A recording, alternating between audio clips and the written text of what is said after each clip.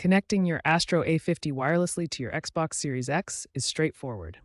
Since 2025, the Astro A50 natively supports Xbox Wireless, eliminating the need for adapters in most cases. First, ensure your Astro A50 is charged and turned off.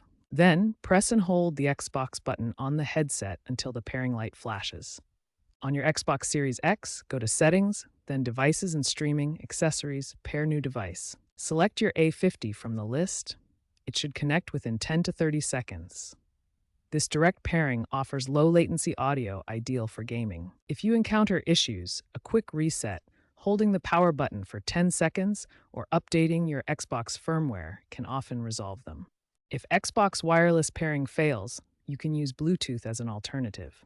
Switch your headset to Bluetooth mode using the button on the back. On your Xbox Series X, go to Settings, Devices and Streaming, Bluetooth Devices, and pair the headset. Note that Bluetooth supports stereo audio, but may not offer all Xbox-specific features like game chat balancing. For optimal performance, ensure both your headset and Xbox Series X have the latest firmware. Common issues like microphone activation can be fixed in Xbox privacy settings.